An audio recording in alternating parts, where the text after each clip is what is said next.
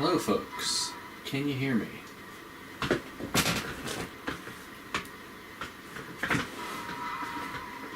Hello.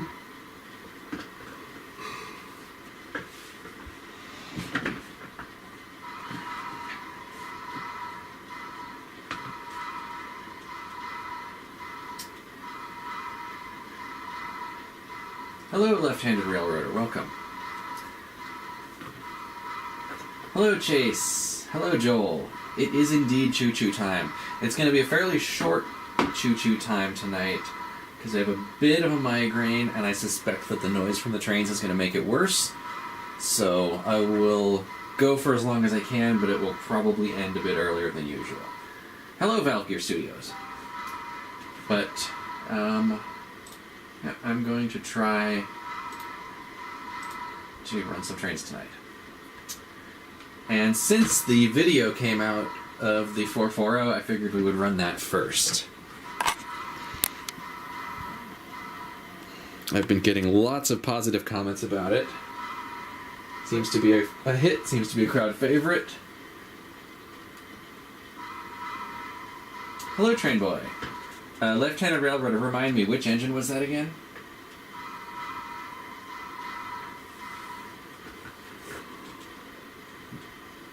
Hello, Southwest. All good. I will almost certainly do another O-Gauge live stream soon. I just need to figure out a better microphone setup. Yeah, Oregonian, I will probably take an Advil. Advil doesn't always work on my migraines. I'm on some prescription meds for them, but I can only take one in 24 hours, and I already took one last night, so I'm not going to take one again right away. But yeah, I might take some Advil and see if that makes any difference. Hello from Brazil. Well, hello from America. Thanks for watching. Oh, the Lionel Lion Chief 080. Yeah, I could put Blue Nami in that. That wouldn't be too hard. Hello, James. Actually, you know what I might do is make some tea. Excuse the noise in the background. I've got an electric kettle on my desk here. Hello, CPR. All good, left-handed railroader. I'm pretty backed up with commissions right now anyway, so it would be a while before I could take on another one, and I have a bit of a wait list. Hello, Crazy Spud.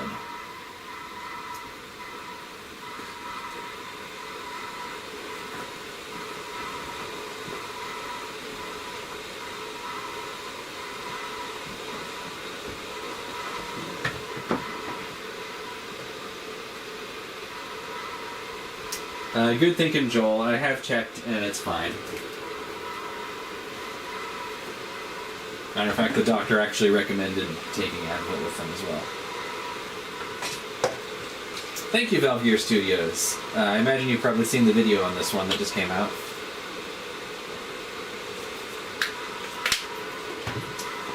Let's get it running.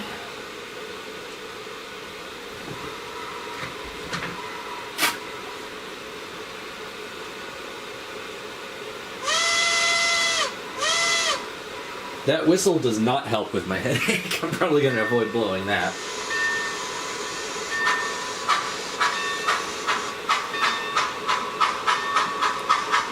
Nice, Robert. I'll check out the video. I am still working on your 10-wheeler, but I've run into some problems with the gearing.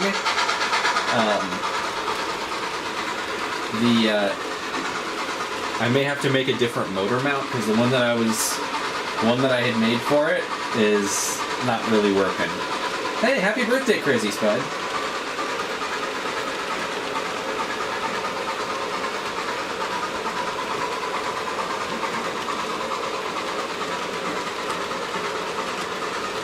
Yeah, Oregonian, I definitely feel the burnout thing. It's one of the reasons why I haven't made that many videos recently, even though I have a huge list of videos I want to make. Because I am feeling a little bit of burnout with the hobby, partly from doing so many commissions. SBR, the O-Gauge lat's in the other room. I'll do a stream on that probably next week.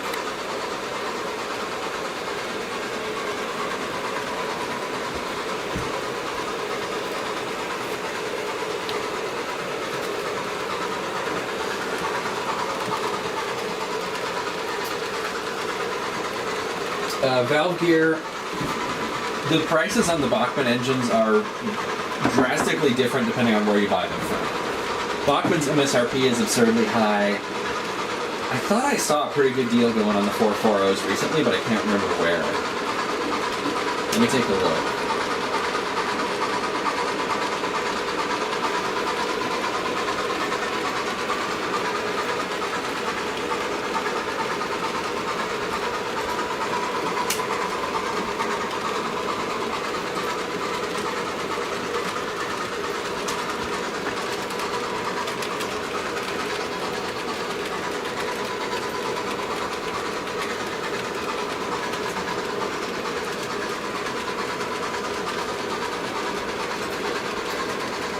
There's one on eBay for $155.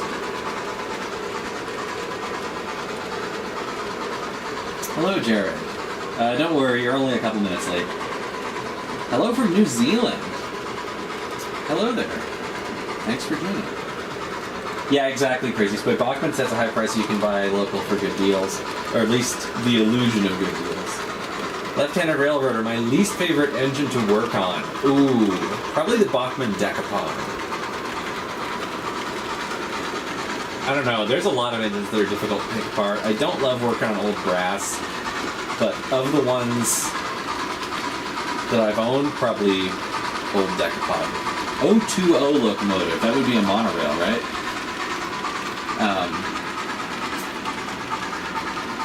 Valve gear, let me see if I can show the browser window on the stream. Yeah, there it is. Okay, yeah, I found this one on eBay. I think this is the one I was thinking of. Reasonably good price for one of those. And it's or best offer, so you could probably get it for even less. It does look like it's missing a dome, though.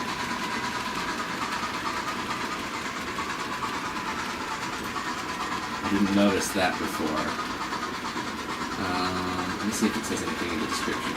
Nope, description is blank. Okay, well, that may not be the one.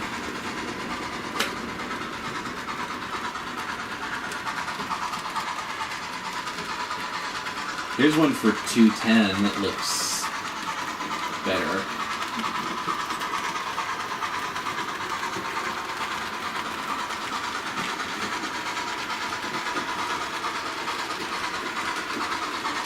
Yeah, Joel, definitely avoid buying direct from the manufacturer. Frequently, the best deals will come from hobby shops or online sellers. Vintage Renew. Didn't you wonder why I sold it so cheap? Let me see what the description says on this one. New and original box, free shipping. Yeah, honestly, that looks like a good deal. If you're looking for one, I would snag that.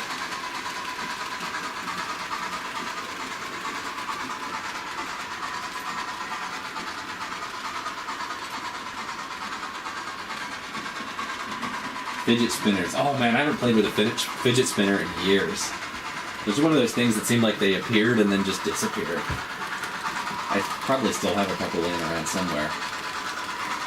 My dad used to go to conferences for the company he works for, and they'd give him, like, novelty fidget spinners that were also bottle openers with their logo on them.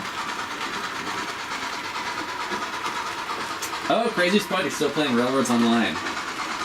I really wish that game was less buggy. If that game actually worked in multiplayer, I'd play it all the time. Oh yeah, I have the drive-in running as well. That's some of my other videos on it.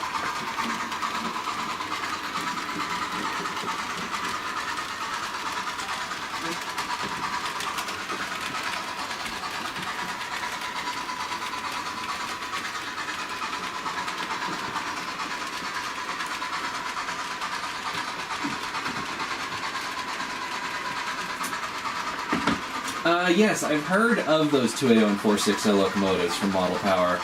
I don't have one. I'm on the lookout for a deal on one. If something comes up, I might snag it. I do want to mess with them. My friend Quentin has experience with them and really likes them. Left-handed railroader. The drive-in theater is just a little like 7-inch mini display monitor. Just a cheap one off the internet, hooked up to a little media player so that it plugs into HDMI, so I can just put video files on it. And then I made a 3D printed housing for it to make it look like a big Jumbotron style modern-ish drive-in screen.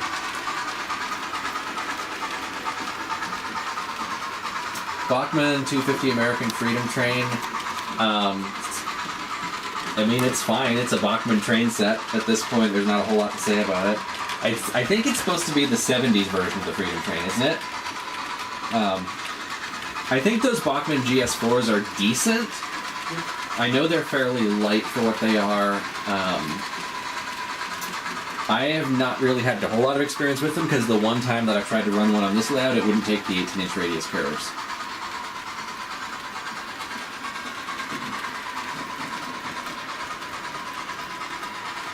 Oh, nice, Robert. Yeah, I'm glad you got the stealth version. The Broadway decoders are terrible, but with the stealth one, it should be pretty simple to install whatever other decoder you want. Switch flipped under the engine. Classic Railroads Online prank. Ooh, Emperor of the North. I gotta watch that again. I haven't seen that movie in so long. Hello, Ricardo.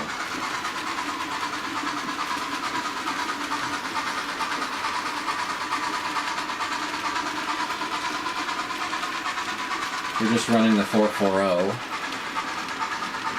because it seems to be the crowd favorite of the day.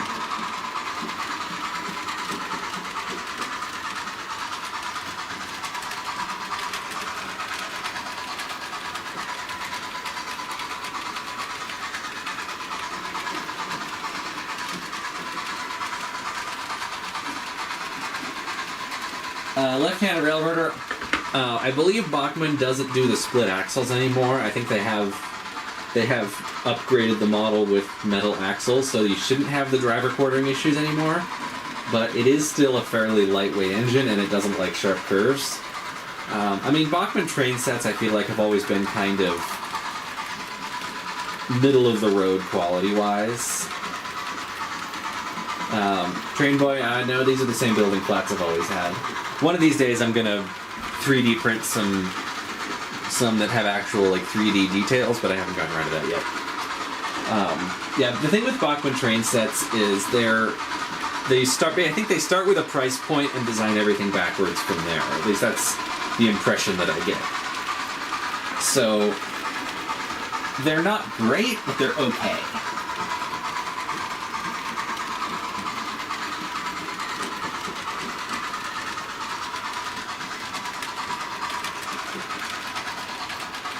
Yeah, a better model of Sierra 3 would be awesome. Even just one scale size. Legos are neat. I used to work at a store that sold a bunch of the really big fancy Lego sets, and I was always tempted to get into them, but I also knew that if I did, it would financially ruin me because I'd want to collect a whole bunch of them. Hello, Chessie. DCS, I have played movies on the drive-in screen before, but the last time I did that during a stream, it got copyright claimed, so now I only play my own videos on the drive-in during streams.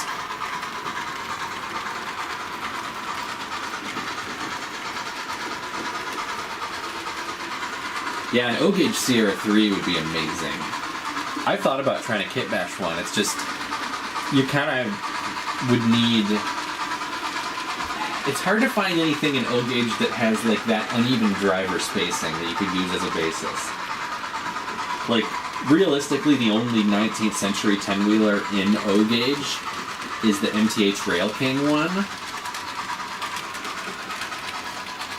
But it's not really that similar to Sierra 3 is the problem. Like, the rear driver axle is too far forward, the smoke box is too short, the locomotive's too large overall. The drivers are too big, the counterweight style is wrong. The cab's the wrong style. Like, theoretically, you could kit bash one into something that sort of looks like Sierra 3, and I actually know someone who's done that. But the amount of work that it takes is astronomically high for something that still isn't that accurate. Jesse, yes. Honestly, on this channel, I feel like Sierra 3 is kind of inescapable as a topic of conversation. Like, no matter what I try to talk about, it always comes back to Sierra 3. Oh yeah, Vintage Renewed, I forgot. I keep meaning to put some of those on here.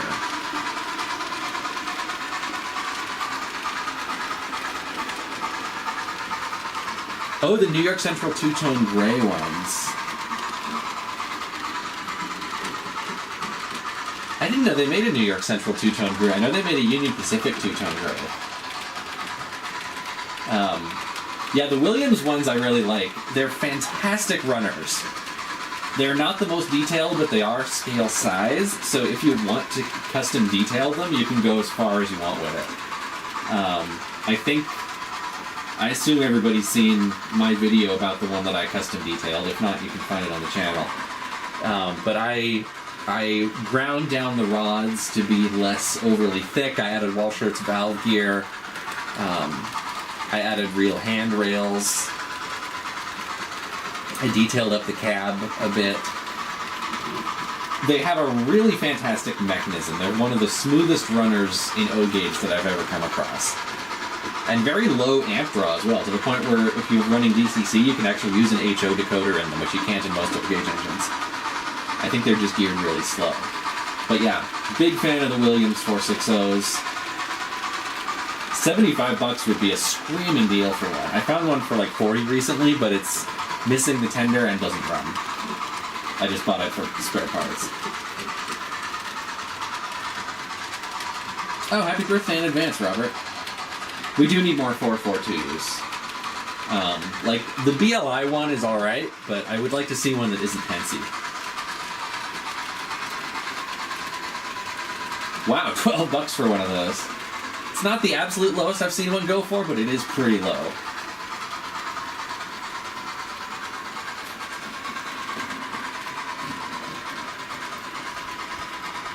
Thank you, Ricardo. Yeah, I'm really happy with how this 440 turned out. I have not played Roblox. I don't know if anybody else in here has.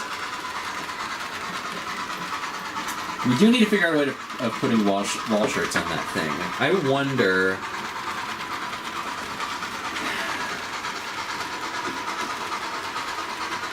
if you could like take the Walschaerts off of a Mantua engine and figure out some way to jimmy it on there. You probably have to use the crossheads and cylinders as well.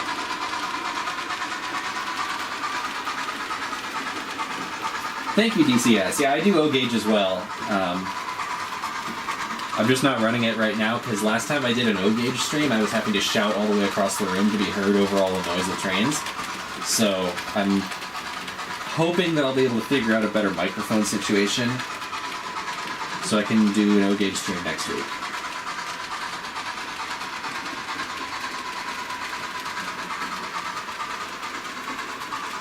I didn't know BNSF still had any of the fake war bonnets in service. That's neat.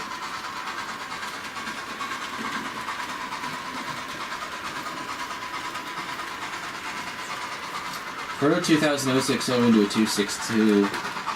I mean, that's basically what Bachmann did with their 060 to make their 262. All you gotta do is figure out some way to mount the leading and trailing trucks. I have a Proto 060 somewhere. Let me see if I can find it. I'll take a look at it. I'm sure it's doable. Oh, ignore the fact that I'm not wearing the live stream hat. I forgot to put it on. Alright, so... lead truck, you'd probably want to drill a hole somewhere on there just ahead of the axle to mount it. Trailing truck... you might have to get rid of this little ash pan detail or whatever that is. Excuse me. But I think it's doable. Honestly, what I'd probably do is see if you can mount the trucks directly to the bottom cover plate. And then you can just swap that out if you want to go back to an 060. But yeah, just find one of the Bachmann ones and use that as a reference. Maybe even use the leading and trailing trucks off of it.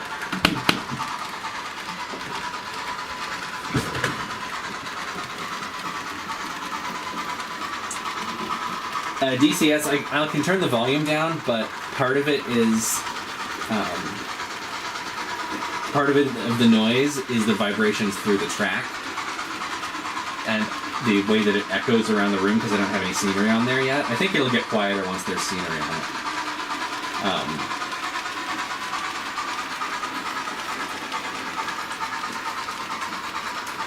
But there's only so much that I can reduce the noise. What I need is just to have a mic that I can carry around with me so I'm not shouting all the way from one end of the room to the other.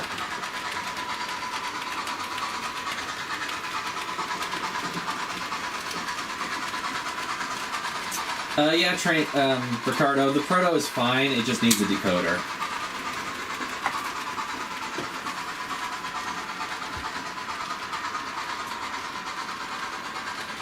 DCS, honestly, you could probably just find like a small computer monitor and make a surround for it. That's basically what I did. This is like a 7-inch screen. For O-scale, I guess you'd probably want it to be about twice the size.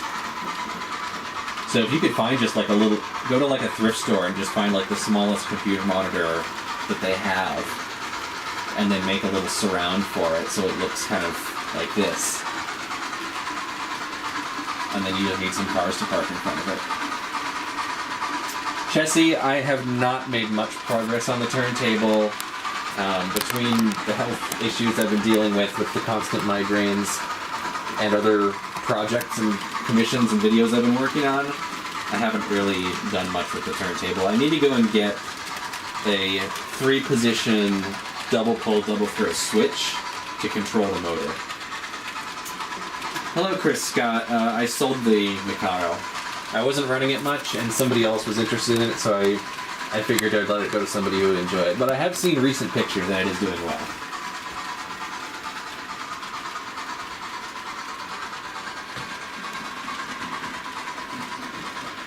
Nice left-handed railroader. I'm glad my content is being enjoyed.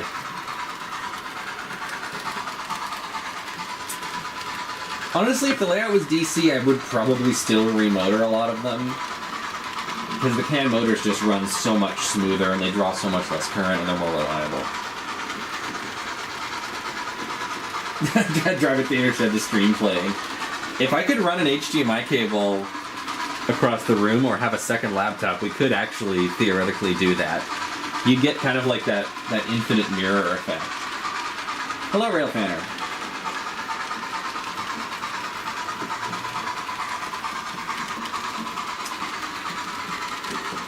Yeah, Robert, those IHC Moguls are pretty nice little engines. Some of them have kind of noisy motors, but the motors are pretty easy to swap out.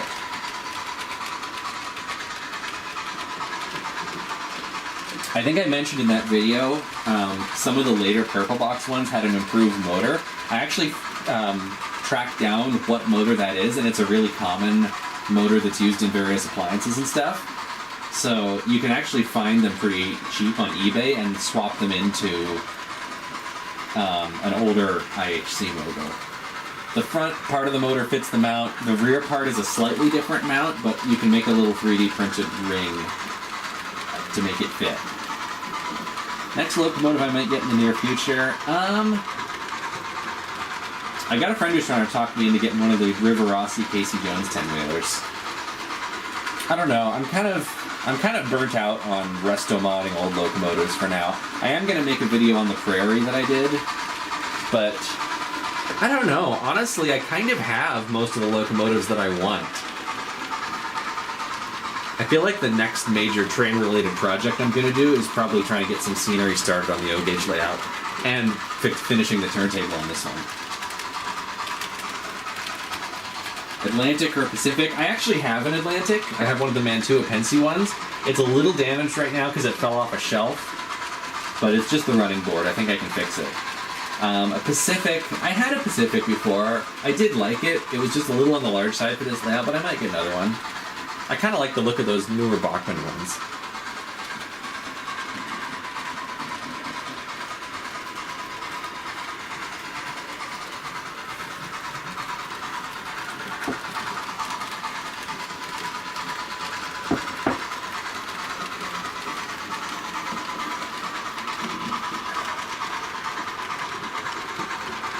Hello, Tristan. Yeah, no, it's not in the trash. It fell from the shelf over my desk onto my desk, so it fell probably 2.5 feet. It just bent the running board a little bit.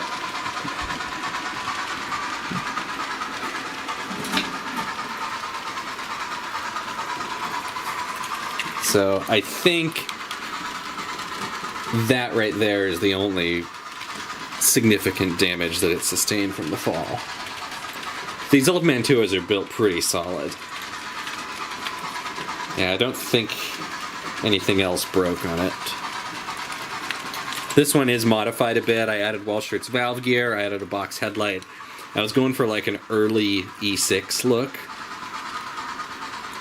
It's still kind of an unfinished project. But yeah, if I can fix that running board, I think it'll be mint.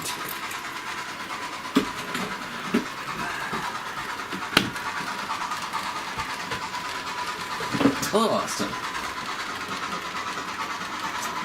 Jared, I could try to run it. Actually don't remember if it runs. I think it does.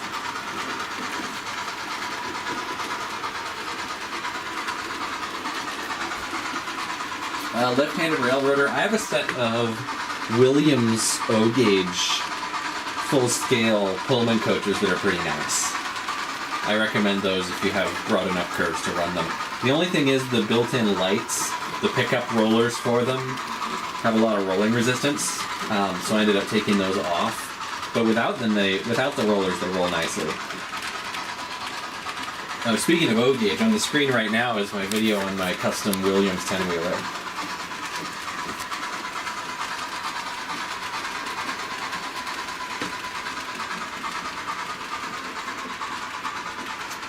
Train Street, I don't know if you saw, but we did launch that caboose, and we put a slow motion video in the group chat. Backstory for those not in the loop.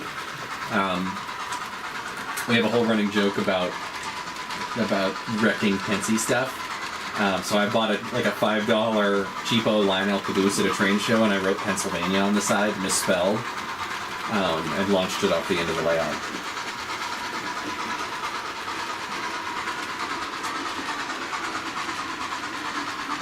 036. That would be pushing it for the full scale cars. You might have to get the smaller semi-scale version. Those are a bit shorter. I like the full scale ones because they match my full scale locomotives, but they are pretty long. I think like 042 or 048 might be their minimum. Austin, yeah, we can run the number 12. One of the new Athearn 260s from last year. I would, but I actually already have one of the previous run of both. I have the Bumblebee 280 here, and it's in the box right now, but noises of stuff falling over. I have one of the 260s from a few years back here.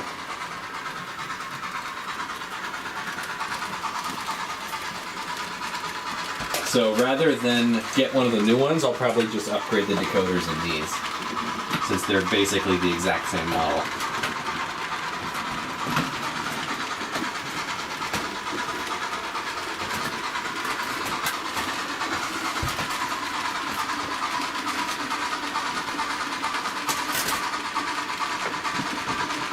Will I ever buy a cab forward?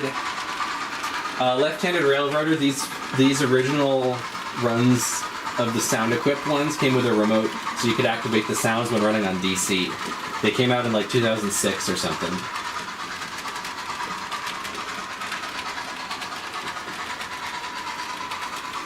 So if you're running it on DC power, the voltage controls the speed like normal, but then you can use the remote to activate the whistle and the bell.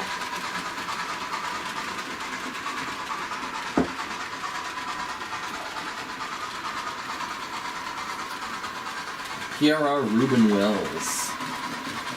Which one is the Reuben Wells?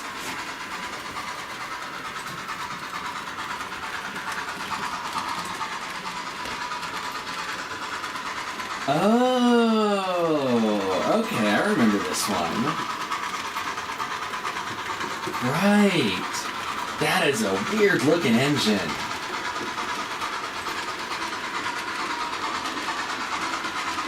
Yeah, that's fascinating. That would be fun to build a model of. Just for the sheer weirdness factor of it. I'm assuming those are water tanks on the sides.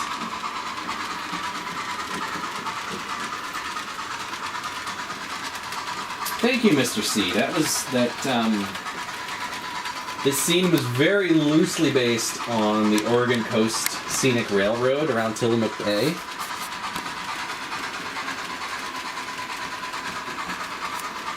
Let me find a picture of the actual location.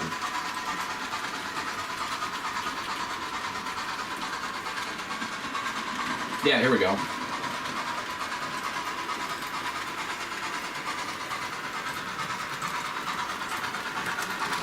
Yeah, this is what that is based on.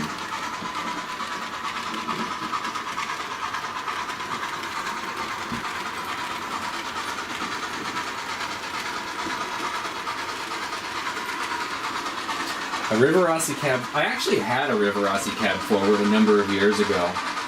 I gave up on it when I was running it, and smoke started coming out of the cab. I think it would be way too big for this layout. That was many, many years ago, long before I had this channel. I had a 4x8 layout with 22-inch radius curves, and I was running it on that.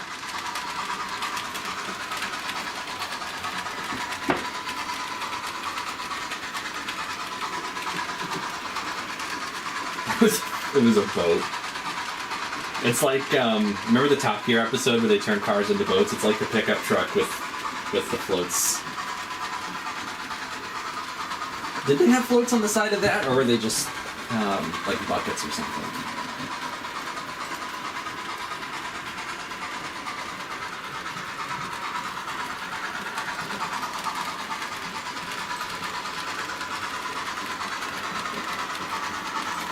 Oh, it was the second car boat episode with the Nissan truck.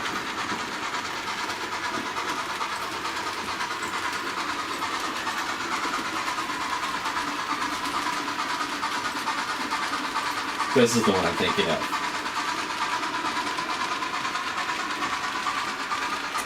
T12, I love ON30. I don't have room for a third layout, but I am going to add a point-to-point ON30 line on the O-gauge layout. At least that's the plan. I need brand new high-end O-gauge locomotives. I'd love to if I could afford them. But most of those cost enough that I'd have to sell my car to get one.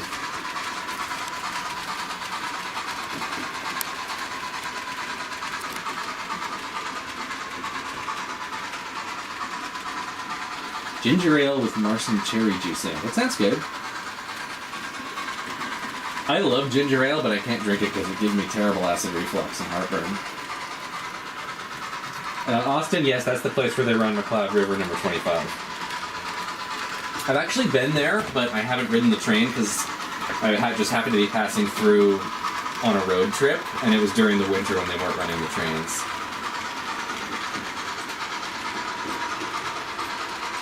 Let me see if I can find the picture.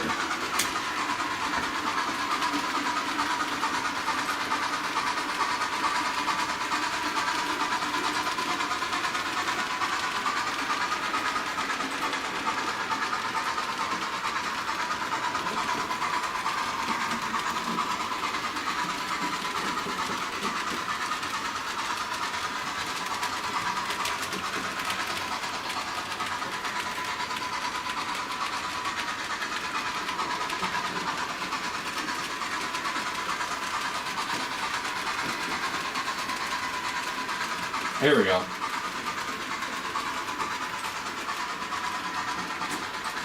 So yeah, this was the one time that I went to the Oregon Coast Scenic Railroad. That was, that Mustang was the car that I had at the time. It was a really fun car, but it got terrible gas mileage. I sold it when we moved across the country. I would like to get another one, but I would want to get one of the newer ones with the better engine that doesn't get 14 miles per gallon.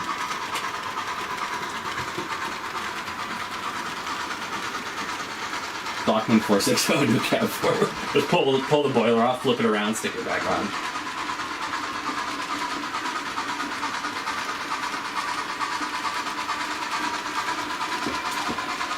I wish I could have gone there during the summer when I could have actually ridden the trains.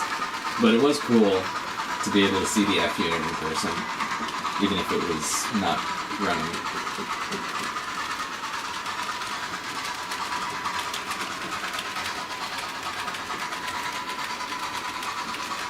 Theory about cab forward, going to be trailing. Yeah, I guess the lead truck. I suppose you're right, huh? That's a good point. You wouldn't need a trailing truck, really. Oh, 94 Cobra. I would love to see that. I've always kind of had a soft spot for the late 90s Jelly Bean Mustangs.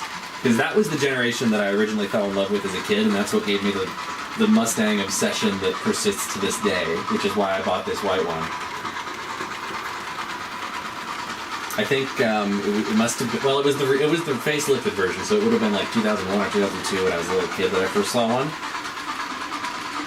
But the 90s ones are cool, and the Cobras were always cool.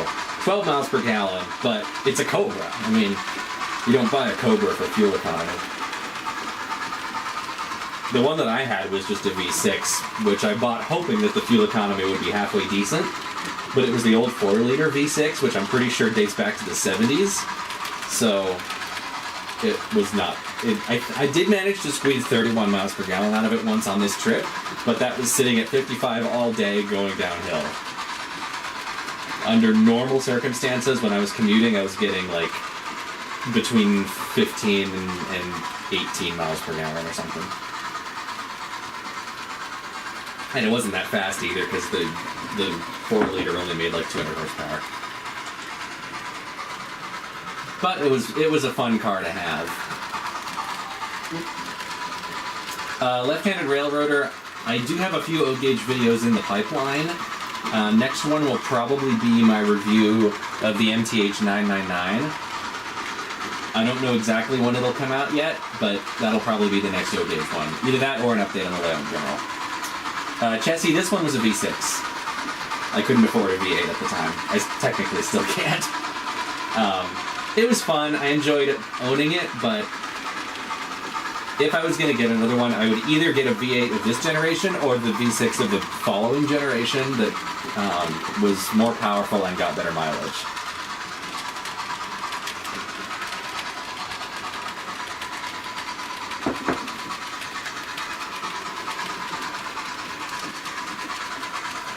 Oh, the Terminator Cobra was legendary.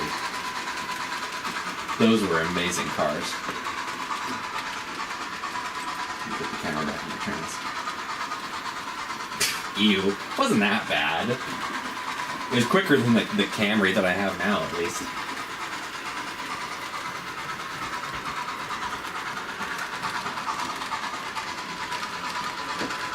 I would love a 67 Fastback. Those are like the quintessential Mustang. If I could stop spending all my money on trains, never. I love Mustangs, but trains come first. Trains first, Mustangs second, food and shelter third. That's the correct order, I believe.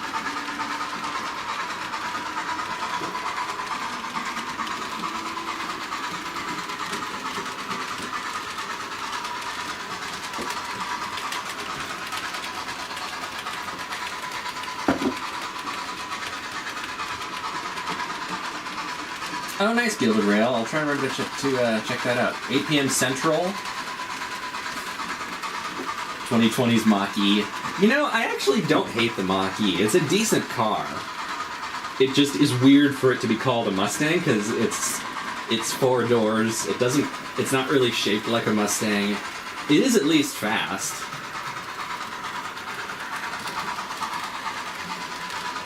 But 4 doors on a Mustang doesn't really work.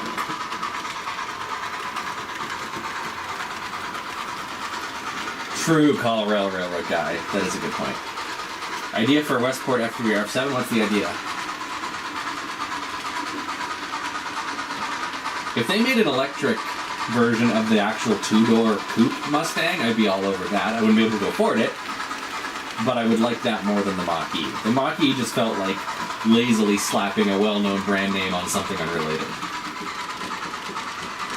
Like, they could have called it something else, and I think people would have liked it better.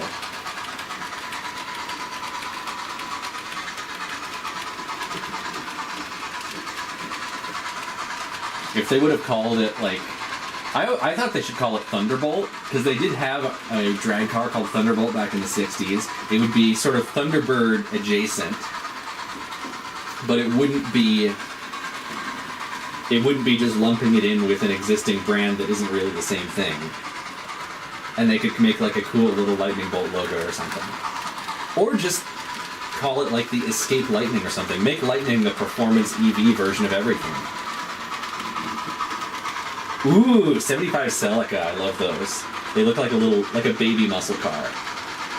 Like they took styling cues from all of like the 60s and 70s American muscle cars, squished them all together, and then shrunk it down. It's adorable. I love those. Like Challenger in the front, Mustang in the back, Torino on the side, but miniature.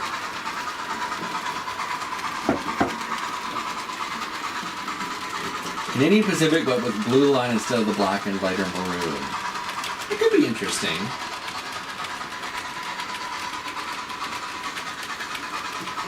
Let me look up the original Ford Thunderbolt, because I distinctly remember there being one. Yeah, the Ford Fairlane Thunderbolt was a rare factory-built experimental drag car.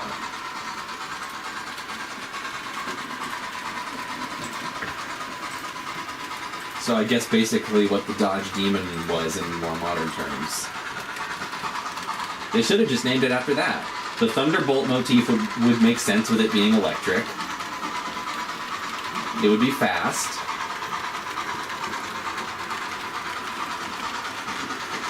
And it would be recycling an existing name, which car manufacturers seem addicted to for some reason.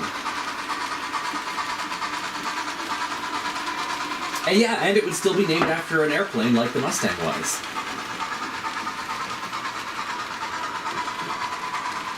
So it would make perfect sense for Ford to have an electric muscle car called the Thunderbolt. Or, if they insist, a four-door crossover. It just didn't really make sense. It seems like they're basically trying to make Mustang kind of its own brand, which I guess sort of makes sense from an advertising perspective, but it feels a little bit disingenuous, if that's the word. Thunderchild, yeah. I believe Star Trek, one of the background ships in Star Trek also was named after that boat. I think there was a USS Thunderchild in Star Trek. Ford did make planes. There was a Ford triplane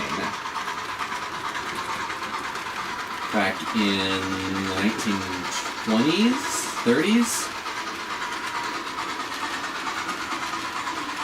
Yeah, here we go. I love that you can just find anything on the internet. Yeah, Ford technically did make an airplane. Corsair, I'm surprised they never used that as the name of a muscle car.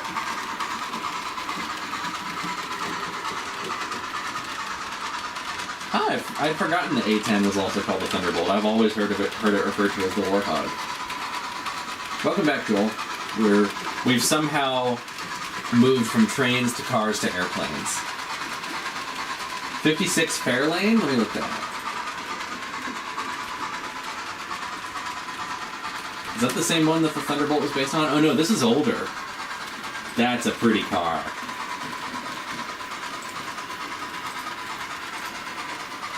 Yeah, that's beautiful.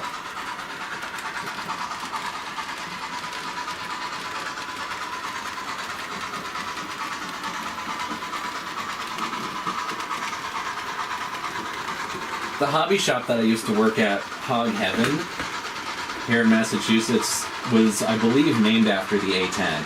Because the guy who ran it, that was his favorite airplane. Now let's bring boats. We sort of did bring boats into this with the Thunderchild.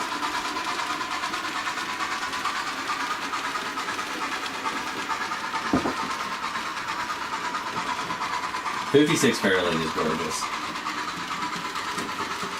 I went to a classic car show near here a week or two ago. It was mostly 60s and 70s American stuff.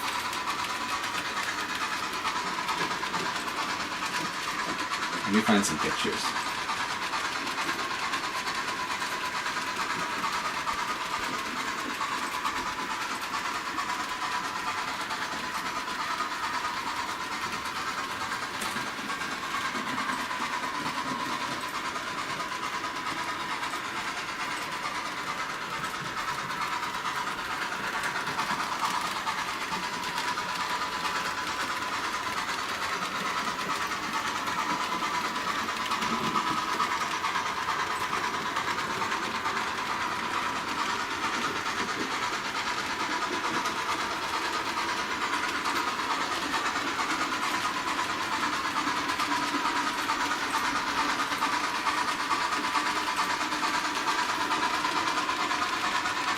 Okay, I don't know why it's not loading these in full resolution, but these are some pictures from a car show I went to the other day. That's, I think, a 70 or 71 CUDA. Let's see, did I take a picture of the front? Okay, it is a 71. 71 was the only year the CUDA had 4 headlights. 66 Mustang, 67 or 68 Mustang. I'm pretty sure this was a 67 because I talked to the guy who owned it and he said it was very close to the color of the one from Bullitt, but not exact because that one was a 68. This color is ever so slightly lighter.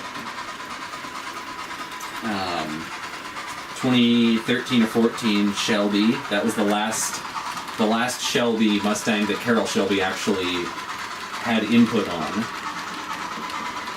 All the ones after they're just licensed his name. Another Mustang, that I think is a 68 California Special. It's got the I think Mercury Cougar taillights. And a Buick Grand National. I wish I could load these pictures in full resolution. It's only showing them really blurry for some reason. I think because it's on Facebook Messenger.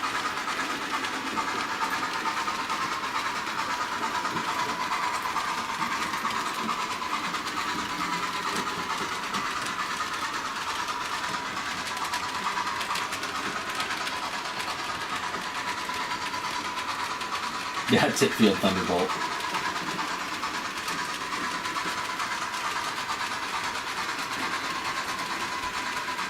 Wait, Ford made locomotives? I remember looking into this at one point and not being able to find any. Oh, GE made them, Ford designed them. Oh, I think I might know what you're talking about. Those were diesel hydraulic, weren't they?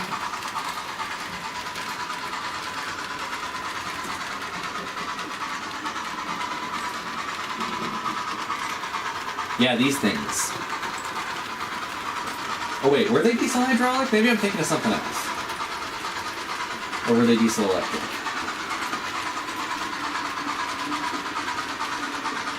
Welcome, Tattoo Trains. Thanks for 7.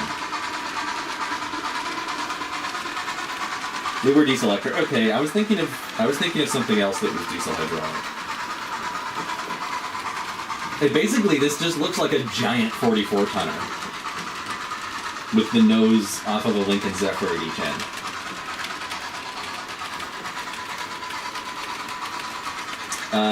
It would have been, they were Shays with Ford logo on them. I don't think Ford ever built steam locomotives. And Shays were, I believe, only ever officially built by the Lima Locomotive Works. There were knockoffs, but official Shays were only built by Lima, as far as I know.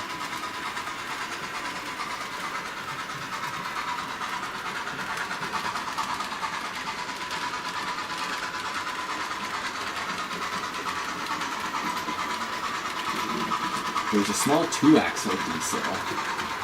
Whoa, this is interesting.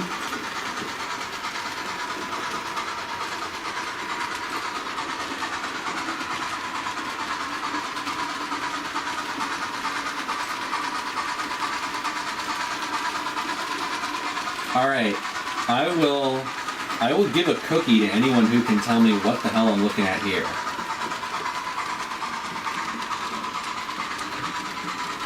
This is a British-looking, possibly, question mark, steam locomotive with Ford on it.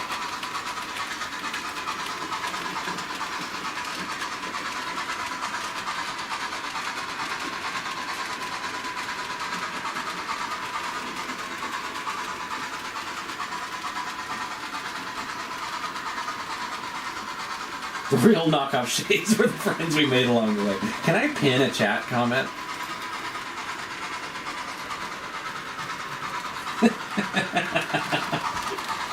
It's a Hunslet, Peckett, Ford had a plant. Oh, this must have been like a plant switcher or something. Interesting.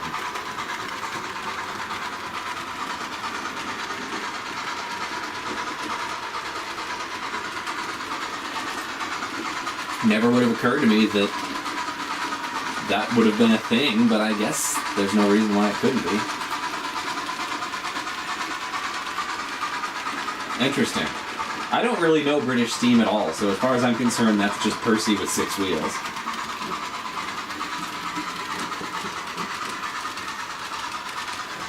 I'm gonna run to the bathroom real quick.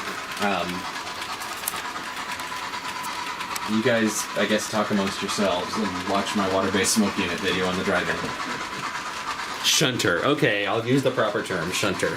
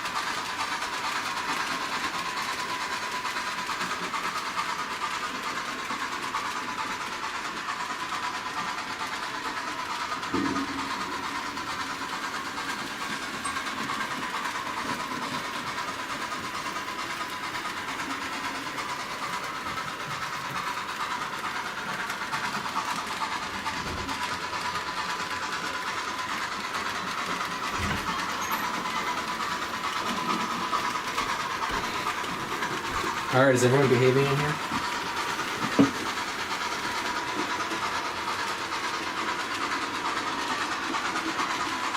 Is there a nerd argument going on? Look, everyone's a nerd here. You become a nerd merely by choosing to watch this channel, so nobody gets to accuse anyone else of being more or less of a nerd.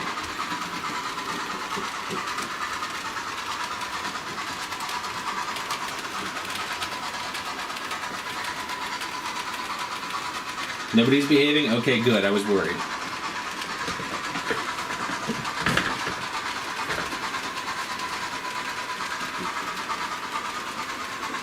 Tried to unscrew a flathead with a Phillips. Oh, I've done that when I'm sleep deprived. Other way around actually works. I am going to swap out the train because it's been almost an hour running the same train. Could use a little bit of variety.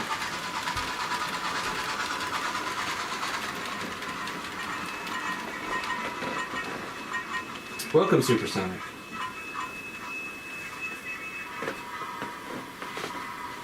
Turntable still not working, so I gotta do this by hand, but we can back the passenger cars into the yard.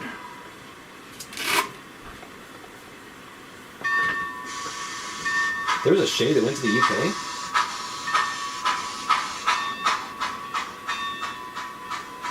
Yeah, Jared, it's almost 10.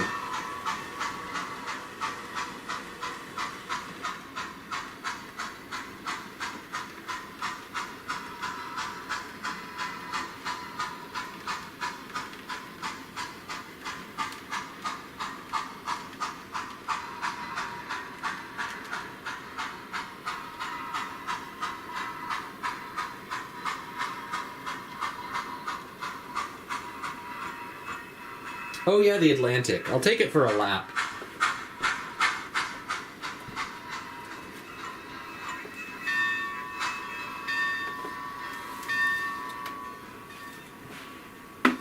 See, the great thing about Keep Lives is I can pick this up and it's still making sound.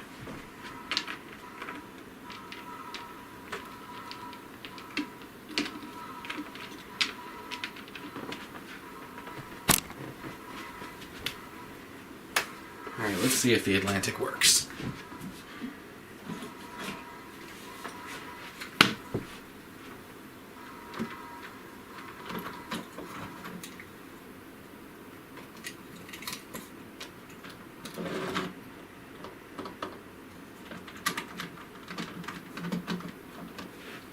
Light comes on.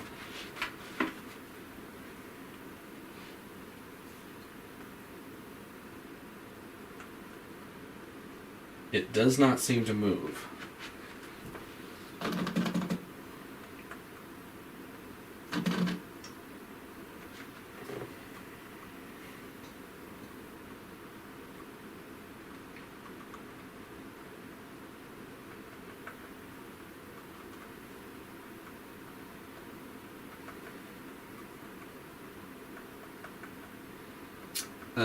Nope, folks, I am afraid the Atlantic is DOA. I suspect some damage other than the running board must have happened when it fell, because the light comes on, but nobody's home.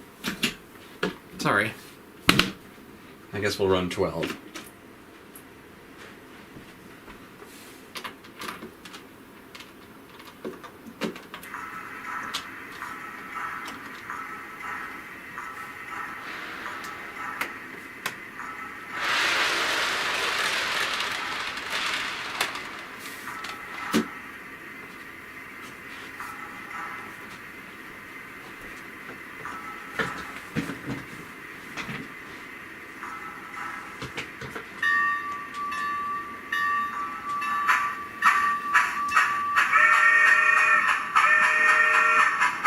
Oh, I'll fix it down here.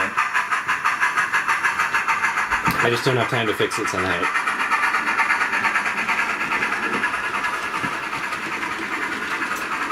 Alright, Jesse, have a good night.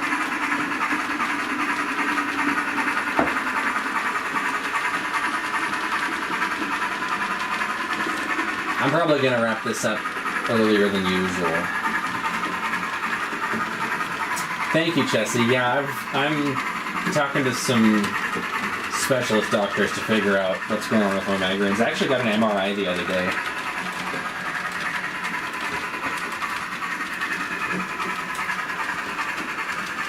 Hopefully they can get me on the good meds. I believe it is a genetic thing. I know my dad gets them too.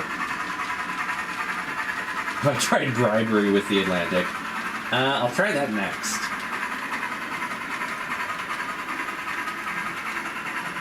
If bribery doesn't work, I'll try asking nicely. Yeah, I do sort of have 3 different eras. I have like the little short 1860s, 1870s ones. I have these that are like 1890s, and then I have the larger ones that are like post 1900.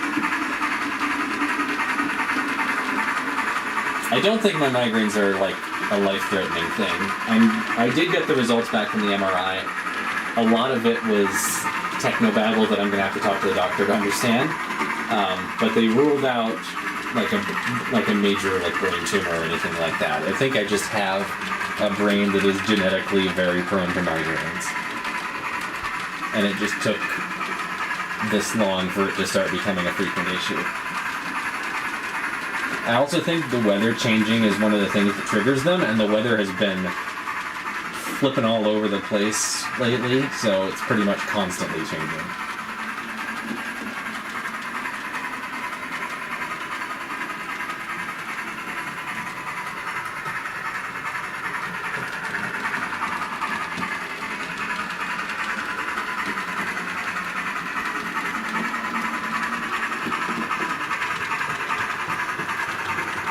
Oh, I forgot. I was going to take some Advil. Cloudy weather, yeah. Oh, also, hello, Sebastian. Welcome. Yeah, I think for me it's a change in air pressure. That's one of the things that triggers it.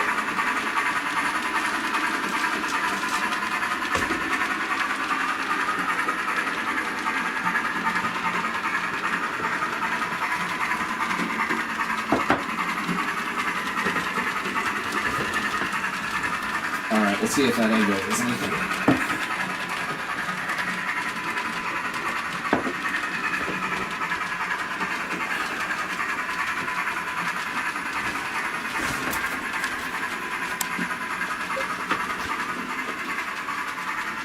Threaten to run down the Penn Central.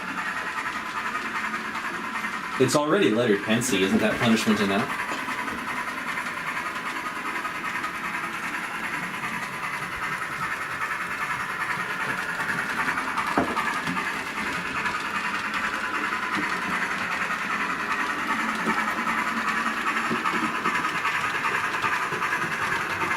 It does kind of look like ice cream, doesn't it?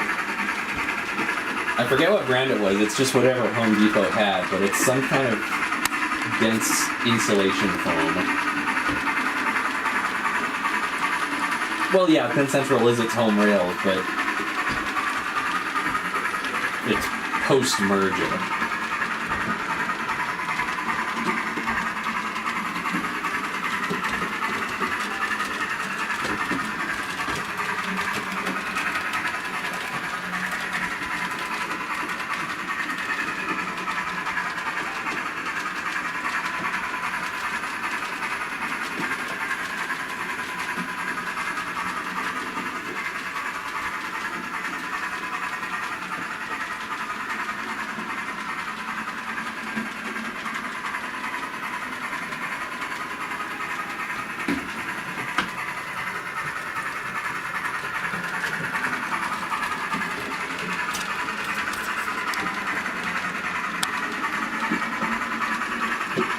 I'm going to close Facebook on here because the dings keep being audible.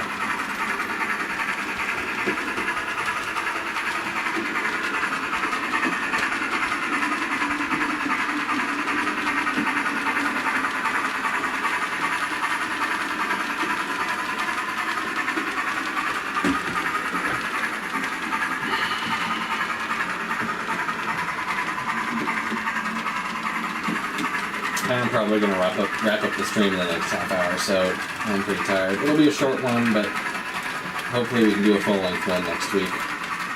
And hopefully I can get a mic sorted out for the audio genre.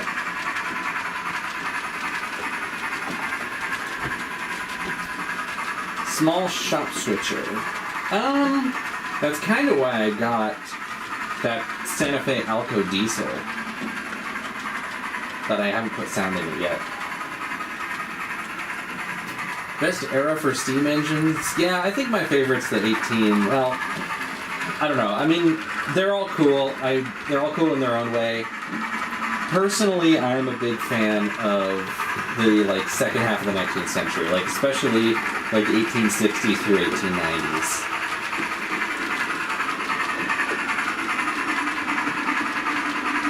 Where they were well developed enough that they had decent speed and power and reliability, but they still had all the nice polished brass and Russia iron.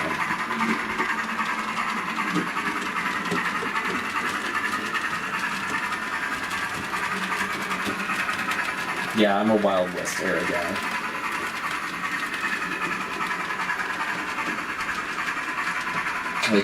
It's pretty broad, but I'd say 1850 to 1900 would be my favorite era for steam. But I do like some of the 1920s and 30s stuff too.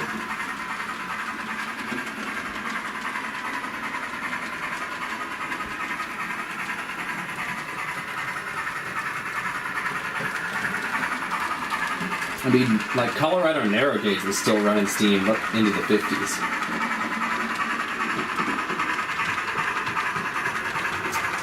Jared, Bachmann used to make a little 060 Porter side tank engine. I always thought those were neat, but I think that they're discontinued because I haven't seen them available in a while.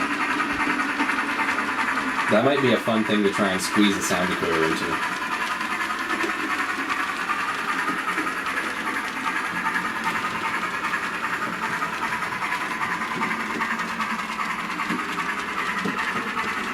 You heard that everyone was losing fingers. Well, I mean, that's why I tend to gravitate more toward the second half of that era when knuckle couplers were at least starting to become sort of a thing. But yeah, most of the locomotives that I like are from the Lincoln pin coupler era.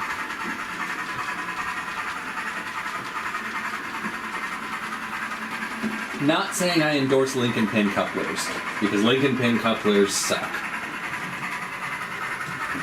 But the locomotives are beautiful.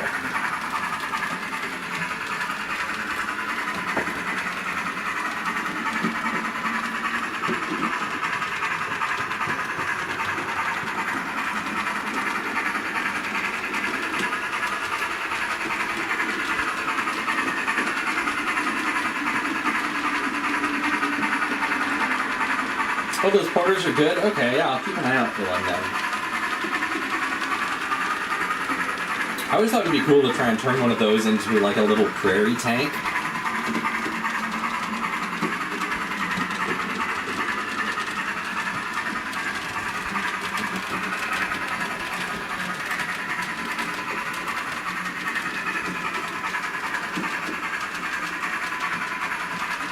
I just somehow managed to make it this long in my life without ever getting around to playing Minecraft. I've never tried it. I know everybody supposedly loves it. I don't spend that much time gaming, honestly. And mostly if I do, when I'm gaming, I'm playing either train simulators or racing games, and that's kind of it. Or SnowRunner, which is kind of a midway between the two in a way. But I play a lot of BeamNG Drive, SnowRunner, sometimes old Need for Speed games, and whatever train simulators I can find that are halfway decent.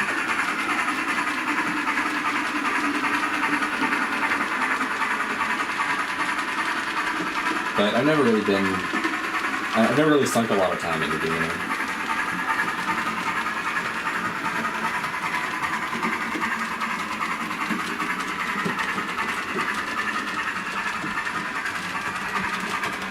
Hello, Three Rivers Rambler. Yeah, SnowRunner's fun. I gotta play SnowRunner again. I haven't played it in a while, but for a while, I was obsessed with that game.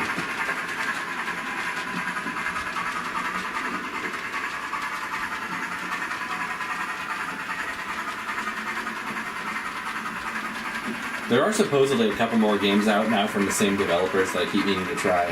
I think Expeditions and I think Roadcraft. I just haven't gotten around to it because, again, I don't really sink that much time into games.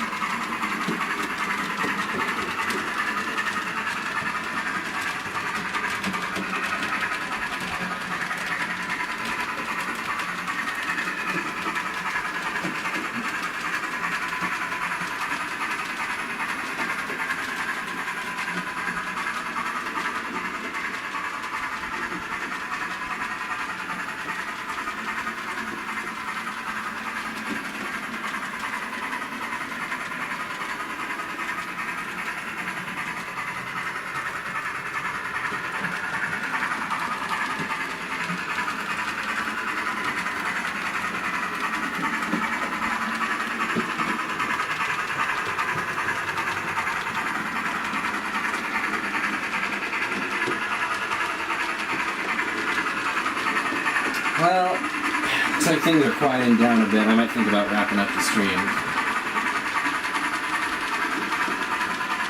It's only been a little over an hour, but I'm pretty tired. You see if... Well, there's still 20 or so people watching, but... I'll take the train for a couple more laps around.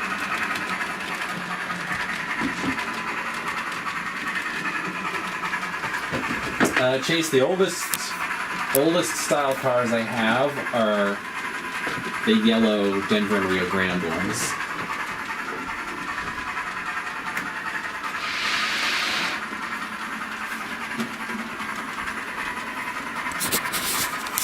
These. I think they're loosely based on the real Denver and Rio Grande narrow gauge cars, but obviously these are standard gauge.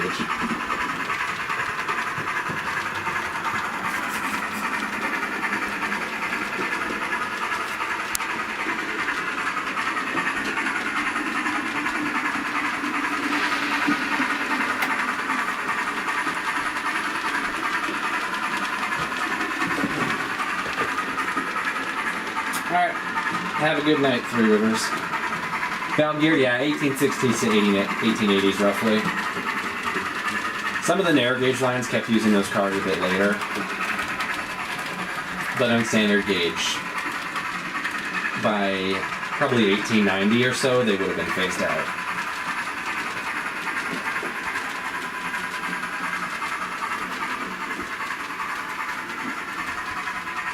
They are all... The length of them, I think, is pretty close to the Sierra Railway ones.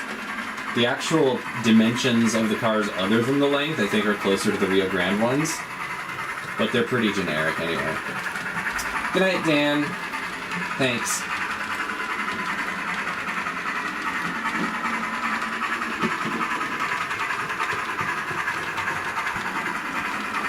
I am going to try and kit bash some like that in O scale. They'll be primarily 3D printed.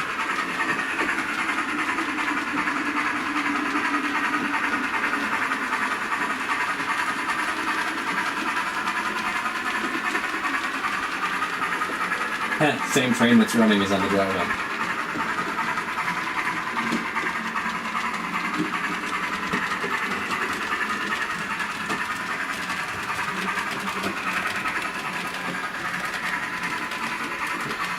Alright, well, when the train comes back around to Main Street, I'll probably stop it and call it a night.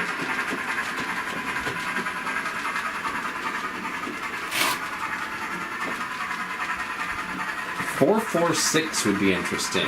That'd be like a really chunky Forney, or like those Hudson tank engines that the Boston and Albany had.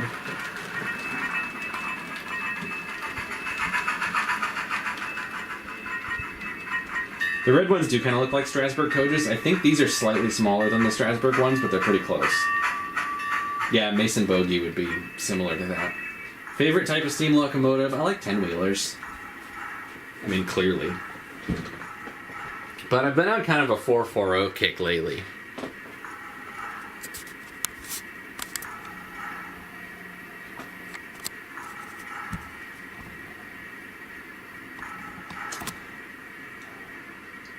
Oh, a fictional tender engine. That would be an odd arrangement for a tender engine. I guess if you look at like the 444 Jubilee that the Canadian Pacific had, add a 6-wheel trailing truck to that. It would be an oddball for sure, but stranger things have been built. I mean, anyone who's seen the Heist Cursed Train streams knows that.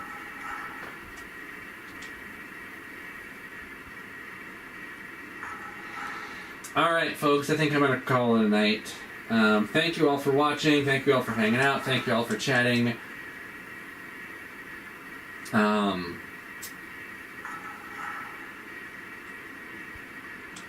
Yeah. Eat your vegetables. Get good sleep. Don't smoke. And stay off the tracks. Good night, everyone. Cheers.